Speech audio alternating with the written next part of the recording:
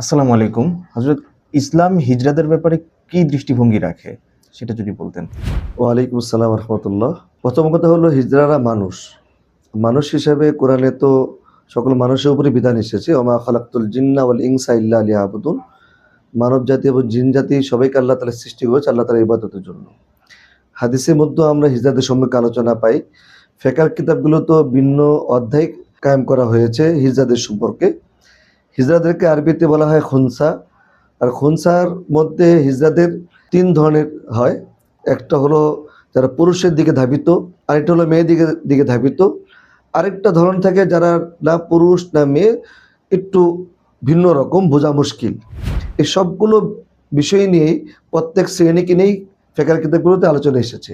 যে ইসলাম হিজড়াদেরকে নিয়ে সর্বোচ্চ পর্যায়ে গুরুত্ব দিয়েছে, তাদেরকে অবহেলা করার কোনো সুযোগ নেই। এজন্য তাদেরকে আমরা গুরুত্ব দিব এবং আমাদের সমাজের অংশ হিসেবে তাদেরকে আমরা মেনে নেব। আমার দ্বিতীয় প্রশ্ন হচ্ছে, হিজড়ারা ইসলামের শিক্ষা থেকে যে বঞ্চিত, তো তাদের ব্যাপারে আসলে আমাদের কি করা যেতে পারে? করণীয়টা কি?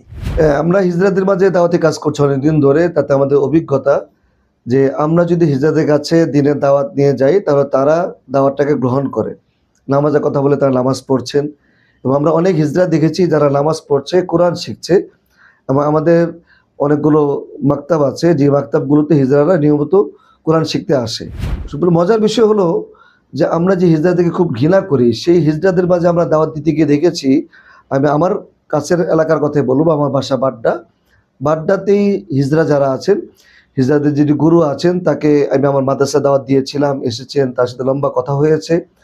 কথা বলার পর তার সাথে একটি পর্যায়ে আলোচনা হয়েছে যে আপনাদের অন্য যারা আছে সবাইকে আমরা দিন শিখাতে চাই।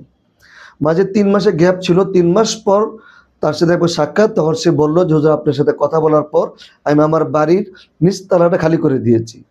নিচতলা থেকে ভাড়া পেতাম, খালি করে দিয়েছি, একজন হুজুর ডেকেছি নামাজ পড়ানোর জন্য এবং নিয়মিত কোরআন পড়াচ্ছে। কত বড় একটা তাদের উন্নত মানসিকতা।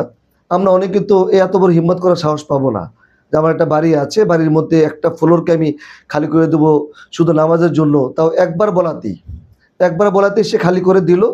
আমার অজান্তে আমি ৩ মাস পরে জানতে পেরেছি এবং তার কিছুদিন পরে রমজান মাসে জানতে পেরেছি তাদের মধ্যে ৫ জন হিজড়া বোন তারা কোরআনে খতম করেছে রমজানে। কাজেই তাদেরকে যদি আমরা দাওয়াত দিই, তারা দাওয়াত গ্রহণ করে, তাদেরকে ঘৃণা না করে, তাদেরকে তুচ্ছতাচ্ছিল্য না করে যদি আমরা একটু আপন করে নেই, তাহলে তাদেরকে দাওয়াত দেওয়া সহজ হয়ে যায়।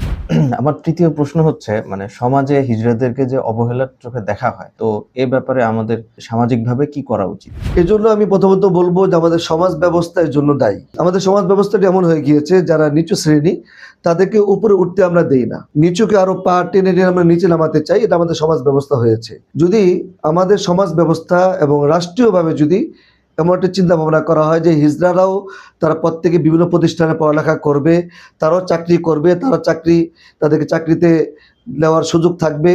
বিভিন্ন কোম্পানিকে যদি এটা বাধ্য করা হয় যে কোনো হিজড়া যদি আসে তাদেরকে চাকরি দেওয়া লাগবে, তারা ব্যবসা করতে চাইলে তাদেরকে সেই ব্যবসা করার সুযোগ দেওয়া হবে, তাদেরকে কেউ তুচ্ছ-তাচ্ছিল্য করতে পারবে না। এটা যদি রাষ্ট্রীয়ভাবে এবং সামাজিকভাবে এমন একটি সিস্টেম করা হয়, তাহলে আমার মনে হয় যে এটা খুবই সহজে তাদেরকে আমরা সমাজের মধ্যে আপন করে নিতে পারবো।